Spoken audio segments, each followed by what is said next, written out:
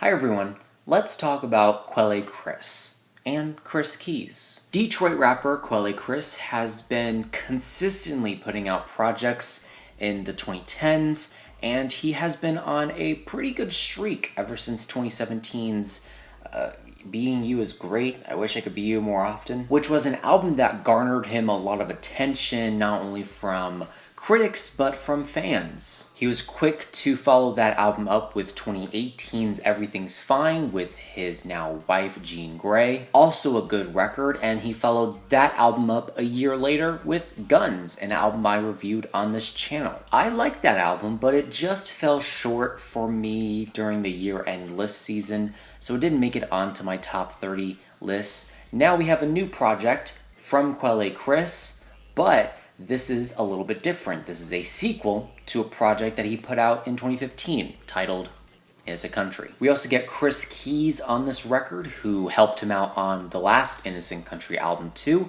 He produces this album. And whenever I talk about Quelle Chris, I think from now on I have to mention how underrated he can be.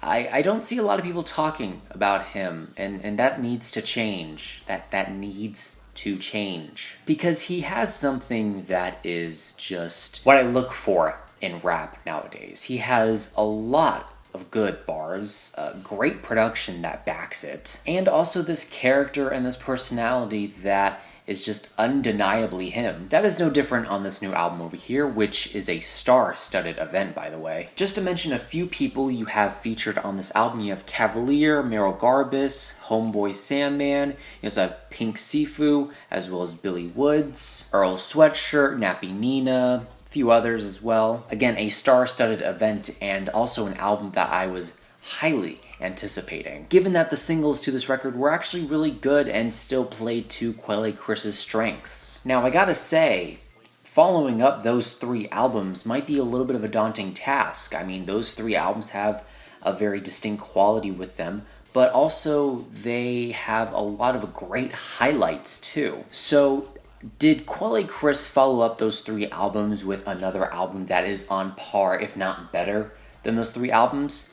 I would say so. If you were to ask me, I would say ever since 2017, he's been 4 for 4. However, I think this album emphasizes more on the jazz rap angle of his material, which has always been there, and I've always kind of wanted to see it more often than not. There's also a soul angle worked into this record as well. You still have conscious hip-hop, you still have, that abstract angle that he loves to work into his albums. You also get a few spoken word passages that work their way into some of these songs. And before diving too deep into this record, I would like to point out how incredibly detailed and nuanced of a rapper Quelle Chris is. He doesn't stick to one topic on an album, but that works to his benefit. Because these topics, again, not one topic in general, but it's kind of like an umbrella topic.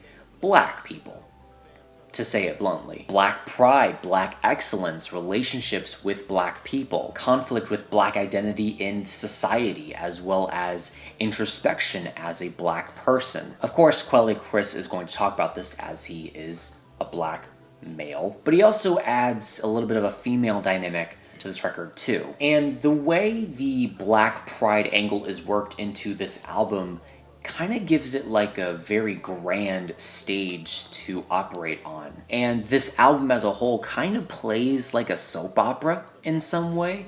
And that brings me to my first point of this record, which is it starts off with an introduction track and almost like a recap of what happened on the first Innocent Country. You also get the last track on here, which is titled Credits, and it basically sounds like the soundtrack to credits rolling, but I don't know if it's alluding to another Innocent Country project, because there was a beat at the end of this track, but maybe that's me thinking too much. Let's focus on the more straightforward aspects of this record, the production, which for almost all of these songs stands out amongst the crowd as the best quality of this record. It's jazzy, soulful, and very relaxed and soothing and calm. A notable example of that is the song Graphic Bleed Out, which is absolutely gorgeous. And unlike a lot of the songs on this album, this track actually starts off with a very subtle yet pretty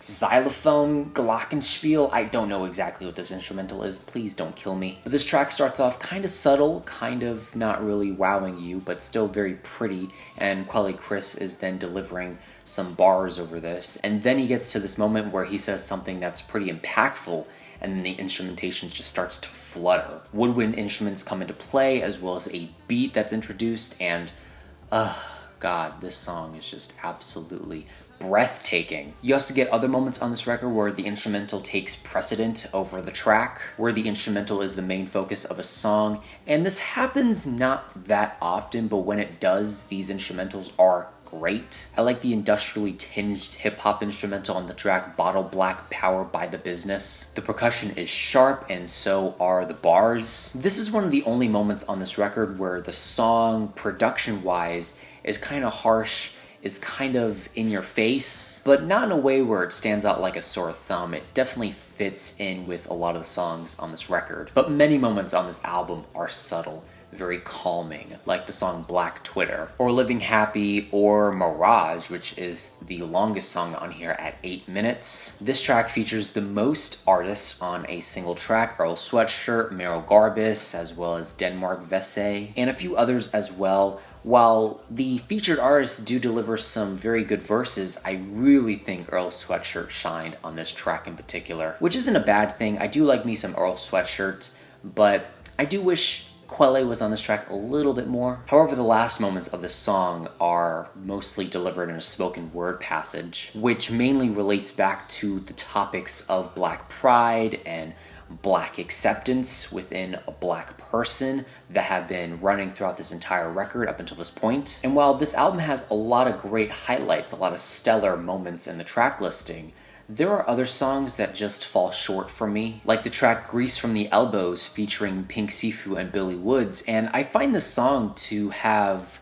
some very admirable verses from these two artists as well as Quelle Chris, but the instrumental kind of stagnates after the first few moments. I also find some of the interstitial moments on this record only just to add to the album, not to enhance the album. The intro is alright. Could have been better, in my opinion. The track Ritual is actually a pretty good moment on this record that I think the interstitial moments should have been following. I think it plays into the album and it actually enhances the overall experience of the record. And while I like how ambitious Quelle Chris is on this LP, I find sometimes the songs can go on a little too long. So moving forward, I would like to see these songs kind of focused on a little bit better, not kind of panned out to over an hour-long experience. But for what it is, this is a great album, a well-done jazz rap album that will stand amongst the highlights of this year.